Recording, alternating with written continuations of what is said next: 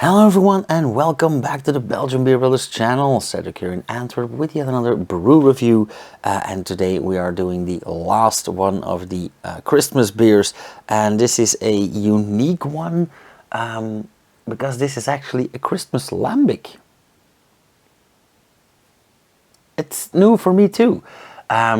This is one by the Lambiek Fabriek, the Lambiek Factory, well known for their ram's head as a logo, and their slogan, no bread, no glory, wise words. Honestly, I have been blown away several times by this brewery, so I'm very curious. I didn't know they made a Christmas beer. I saw this in a drink center, and of course I had to have it. I have several beers by the Lambiek Fabriek, and I will talk about them later this year because we do have a Tour de Gueuse coming up this year. But this one, yeah, completely new to me as well. Normally they use names like Juicy and Wild. For this one they went all out and made it Jingle Wild de Noëlle. Normally they go for like bretelle and stuff. Yeah, the Noëlle was perfect in this row, in this series. And of course they adjusted their label to the Christmassy colors. Jingle Wild Noëlle, beer of spontaneous fermentation with the addition of dark malts, matured for at least 4 years in oak and whiskey barrels. Brewed and bottled by Lambiek Fabriek, no bread, no glory. Ingredients: water, barley malt, wheat, hops, and that is it. Very curious, and I'm always blown away by the shelf life of these beers as well, because it's a 9.5%, so we are legally obliged to add a shelf life, but this one stays until July of 2045, so we still have 20 years or 19.5 years, but let's not wait for that. Okay, first off, a nice branded crown, a nice branded bottle cap, and you may have noticed that there was no ksh, and that is because these are corked, and if you're gonna keep things for 20 years or longer, you probably want to have a cork. Okay.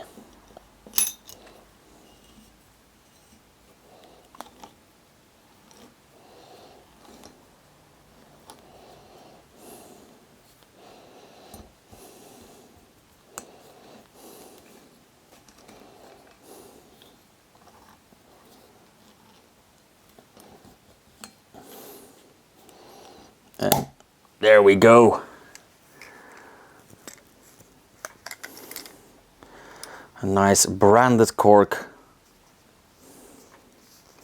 And I think they're one of the rare breweries that still use natural cork instead of synthetic cork.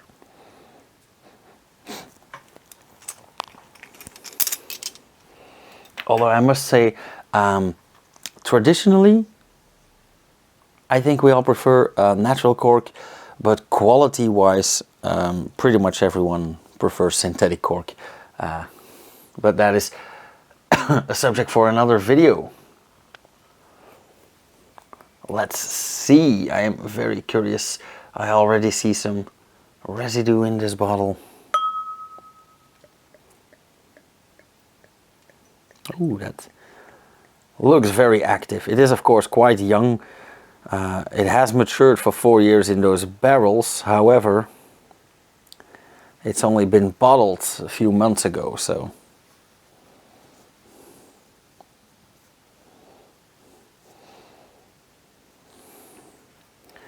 First off, nice color. We would expect straw yellow for a lambic or a gueuse, but they added dark malts, and by that idea I expected this to be darker, but it's actually somewhere in the middle, a nice coppery gold. It's extremely carbonated because this is not an engraved glass. But it is very, very lively. And that translates to a lot of foam, but large bubbles. So probably dissipating quickly. And a lot of foam is quite atypical for lambic Fabriek for sour beers, because the acidity breaks down the protein that keep your foam stable. So that is no surprise. I am actually surprised to see this much foam, but that is more because of the carbonation than because of the stability itself.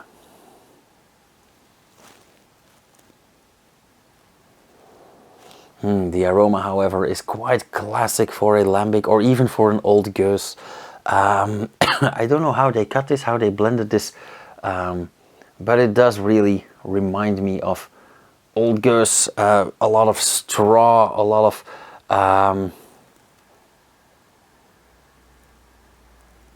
a hint of vinegar, a bit of lemon, but mainly straw, slightly hoppy.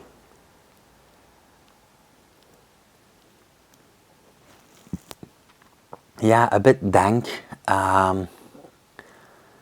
It's like we got this bottle from the attic, but that is of course what lambic is supposed to smell like.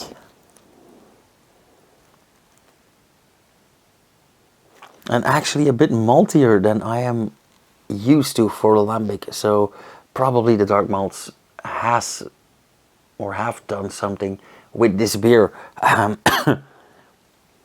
I think it's a bold choice, but I love that there is innovation in the lambic world as well.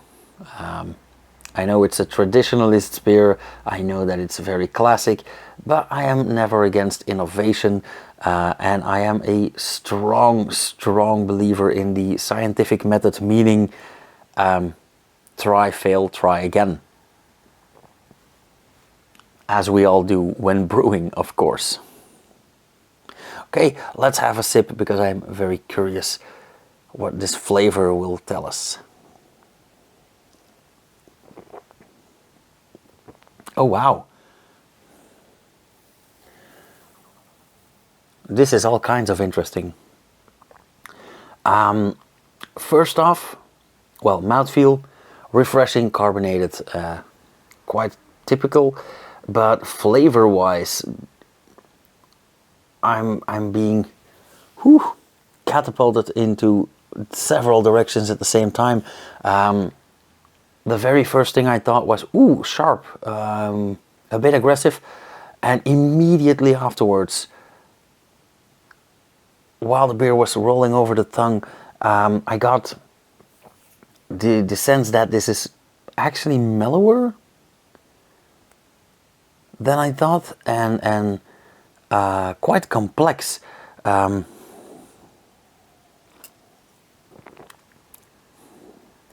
Of course, we do have that bread flavor. Of course, it is sour, it is acidic, but it's not aggressively acidic. It is a very pleasant kind of sour, a very tiny hint of vinegar, a lot of lemon in there. It is hoppier than I expected. I don't really sense the influence of the whiskey barrels, although I do get a lot of tannins in there. It has that hoppiness and that bitterness, also a bit more than I expected. But it is very soft, it is very mellow, it is lovely actually.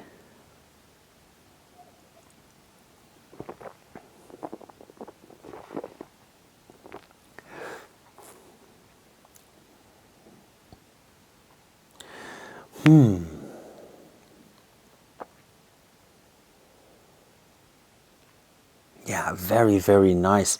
And also rather warming, something that you don't expect from a lambic.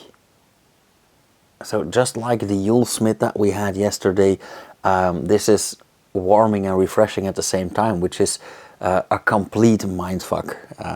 But I love it.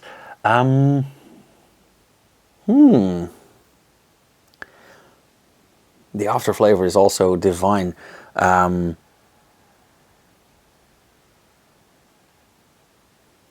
mellow, soft, interesting,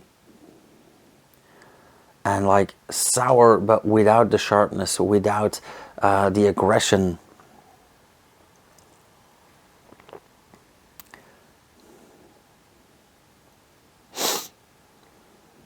Yeah, fantastic. Of course, I'm not gonna score this 3.5 after all these praising words, or these words of praise. English is not Englishing today. But yeah, I love it. I think I can't go anywhere lower than 4.5. God damn, they did it again. Yeah, it is beautiful, it is tasty, it is flavorful.